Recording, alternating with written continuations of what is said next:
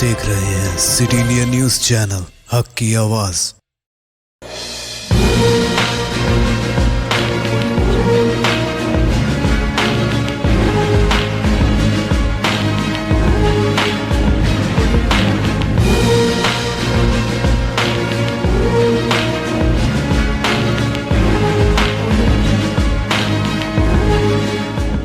నమస్తే, welcome to city India news. నా పేరు యామిని।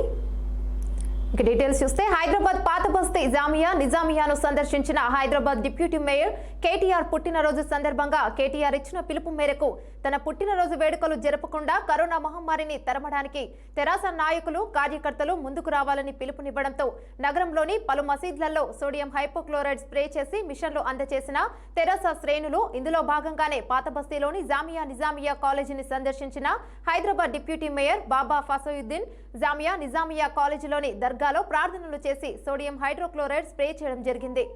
ఈరోజు ఈ కరోనా మహమ్మారి ప్రబలుతున్న సందర్భంగా గౌరవ మంత్రివర్యులు కేటీఆర్ గారు నా పుట్టినరోజు సందర్భంగా ఎవరు కూడా బొకేలు పూలు ఎవరు కూడా కేకులు కానీ దూరంగా ఉండాలి, ప్రజలకు సేవ చేయాలి, ప్రజల మనసులను గెలవాలని చెప్పడం జరిగింది। మహమ్మారి కరోనాను తరిమికొట్టడంలో నా పుట్టినరోజు సందర్భంగా అందరూ కూడా భాగస్వాములం కావాలని చెప్పి గౌరవ మంత్రివర్యులు కేటీఆర్ గారు ఇచ్చిన పిలుపు మేరకు ఈరోజు మేమందరం కూడా ముఖ్యంగా జిహెచ్ఎంసీ పరిధిలో ఉన్న మా కార్పొరేటర్లు అందరూ కూడా ఈరోజు అందరూ కూడా నిన్నటి నుంచే హైదరాబాద్ నగరంలో ఉన్న పెద్ద మసీద్లలో దర్గాలలో ఎక్కడైతే మా పబ్లిక్ గ్యాదరింగ్ అవుతుందో అక్కడ సోడియం హైడ్రోక్లోరిక్ స్ప్రేయింగ్ చేసే మిషన్లను, ఎలక్ట్రానిక్ హై టెక్నాలజీ ఉన్న ఎలక్ట్రానిక్ బ్యాటరీతో కూడిన మిషన్లను ఈరోజు అక్కడ మసీద్లలో ఇవ్వడం జరిగింది। మక్కా మసీద్ దగ్గర నుంచి మొదలుపెట్టుకుంటే నాంపల్లి యూసుఫేన్ దర్గా, అదేవిధంగా ఈరోజు జామే నిజామియాలో ఈరోజు సోడియం హైడ్రోక్లోరిక్ స్ప్రేయింగ్ చేసే హై టెక్నాలజీ మిషన్ బ్యాటరీ మిషన్లను ఇవ్వటం జరిగింది। అయితే ఈరోజు అద్భుతానికి తెలంగాణ హైదరాబాద్ నగరాన్ని విశ్వనగరం వైపు నడిపిస్తున్న మహత్తరమైన గొప్ప నాయకుడు కేటీఆర్ గారి పుట్టినరోజు సందర్భంగా ఇవ్వటం ఒక విషయం। అదేవిధంగా Rajakonda commissionerate Keesara police station పరిధిలోని రాంపల్లి ఆర్ఎల్ నగర్ లో నివాసం ఉండే సునిషిత్ అనే వ్యక్తి ప్రముఖ హీరోయిన్స్ నా లవర్స్, నేను ఒక పెద్ద స్టార్ను అని చెప్పుకుంటూ యూట్యూబ్ ఛానల్స్ కి ఇంటర్వ్యూలు ఇవ్వడమే కాకుండా నోటికి ఎంత వస్తే అంత మాట్లాడే సునిషిత్ అనే వ్యక్తిని అదుపులోకి తీసుకుని విచారిస్తున్న కీసర పోలీసులు ఇతని మీద ముందుగానే 2 కేసులు ఇబ్రహీంపట్నం పోలీస్ స్టేషన్ లో నమోదు, రిమాండ్ కి తరలిస్తున్నారు ఈరోజు కీసర పోలీసులు। ఈరోజు కీసర పోలీస్ స్టేషన్లో సునిషిత్ అనే వ్యక్తిని అరెస్ట్ చేసి కోర్టుకు పంపించడం జరిగింది। ఈ సునిషిత్ అనే వ్యక్తి తాను ఒక ఫిల్మ్ స్టార్నని, ఫిల్మ్ డైరెక్టర్నని, స్క్రిప్ట్ రైటర్నని, సిబిఐలో సీనియర్ ఇన్వెస్టిగేటర్గా పనిచేసినానని, ఏసీబీలో పనిచేసినానని ఇలా తప్పుడు ప్రచారం చేసుకుంటూ పబ్బం గడుపుతున్నాడు।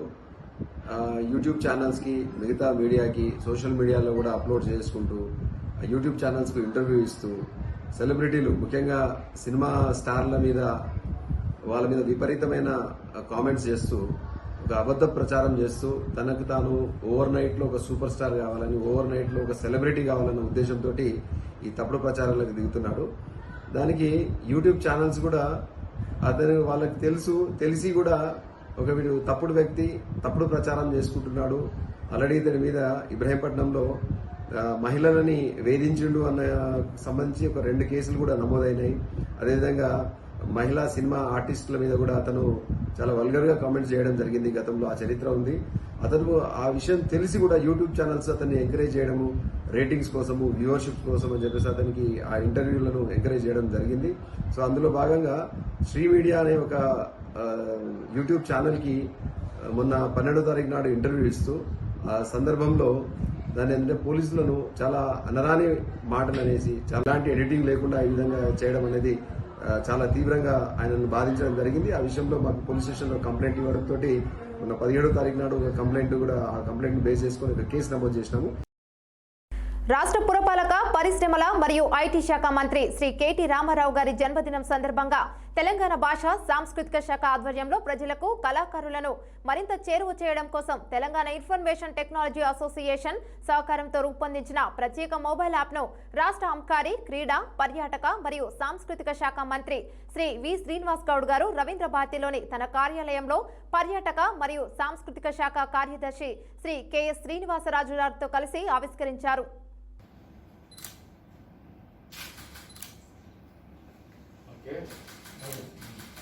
Very good.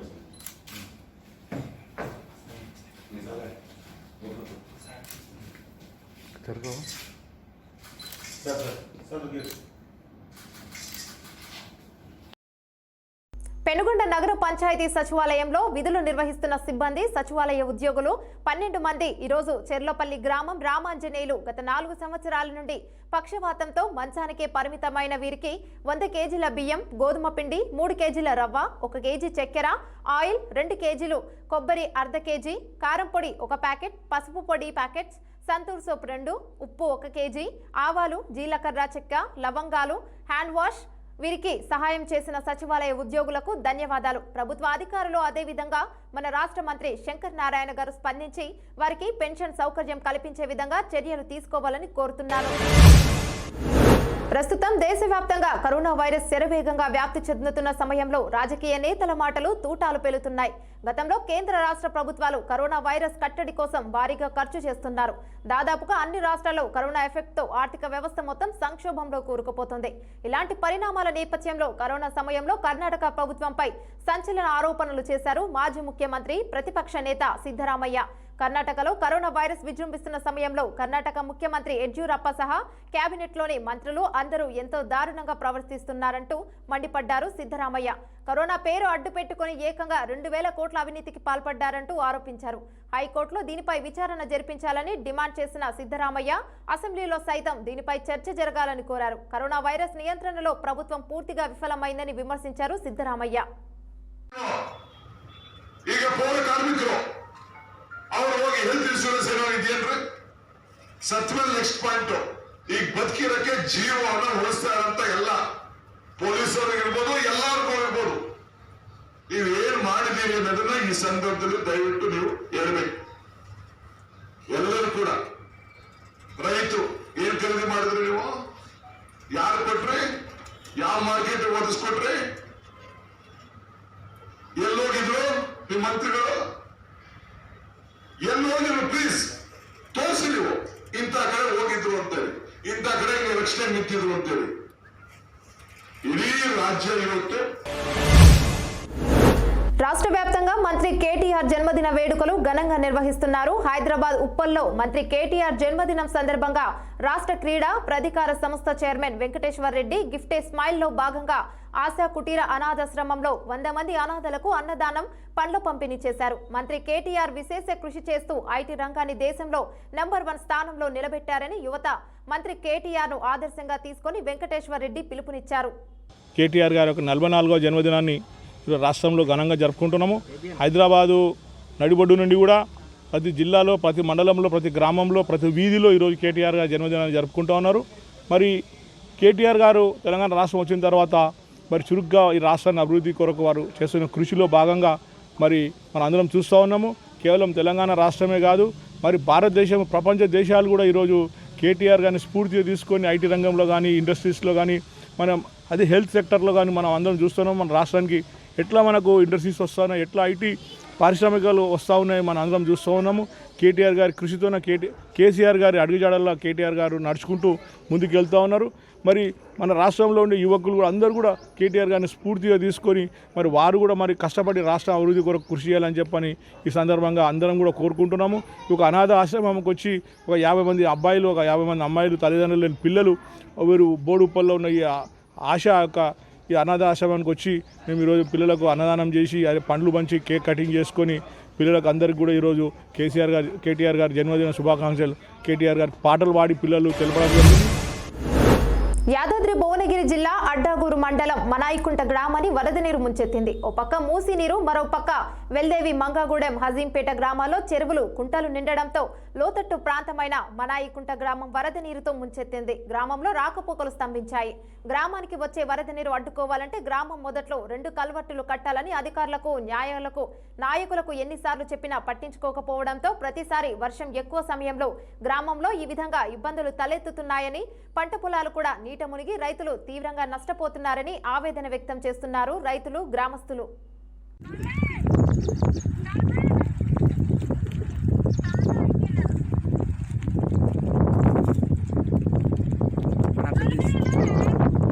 అట్లా చేసి మూసి అనుకుంటారా?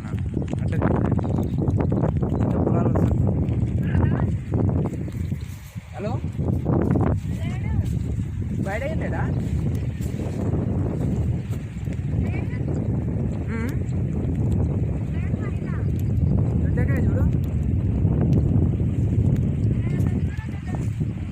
వచ్చిండ్రా ఇంటికి ఇప్పుడే.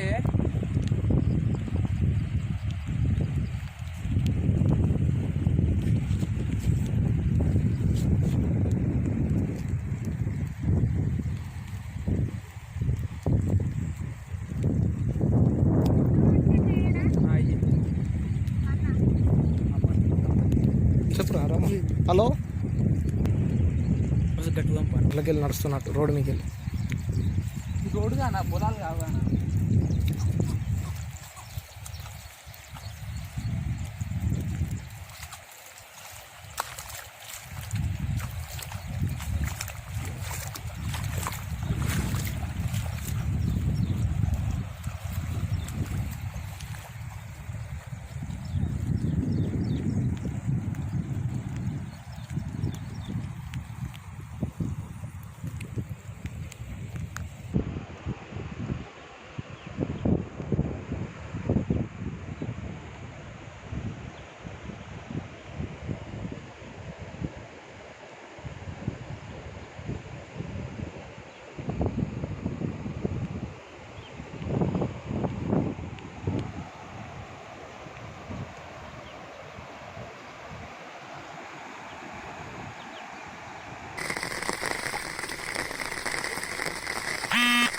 కొద్దిగా చాలరా. అట్లే గడ్డి కూడా పెట్టు. నడుస్తుంది పోనీ. ఆగు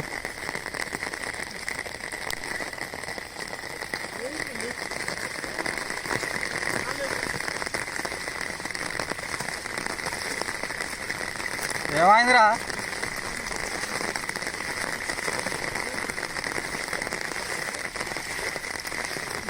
మంచిగా బట్టి తడుస్తుంది ఫోను. ఈడ అన్న గుంటుంటుంది రా.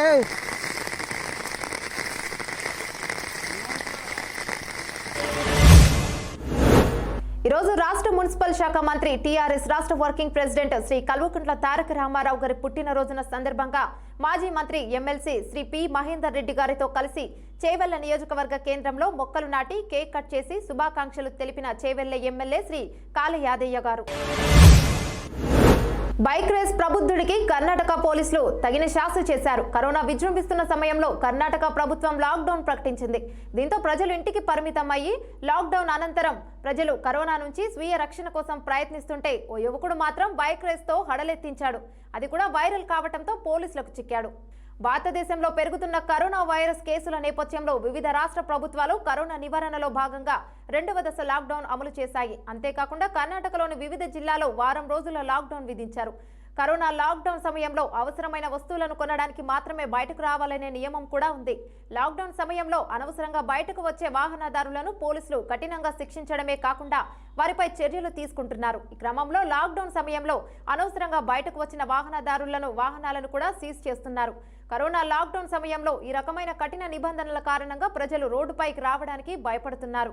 ఈ కారణంగా చాలా వరకు రహదారులు నిర్మానుష్యంగా మారాయి. రోడ్లు నిర్మానుష్యంగా మారటంతో బైక్ రైడర్స్ చెలరేగిపోతున్నారు. ఫ్లాష్ మ్యాప్ డాన్సులు క్వారంటైన్ కేంద్రాలను తాకుతున్నాయి. కరోనా వైరస్ మహమ్మారి బారిన చిక్కుకున్న వారిలో ఉత్సాహాన్ని నింపడానికి కరోనా లక్షణాలు లేని రోగులు కొంతమంది వినూత్న ప్రయత్నం చేశారు. కర్ణాటకలోని బళ్ళారిలో ఒక కోవిడ్-19 సంరక్షణ కేంద్రంలో ఒక ఫ్లాష్ మాబ్ ను నిర్వహించారు.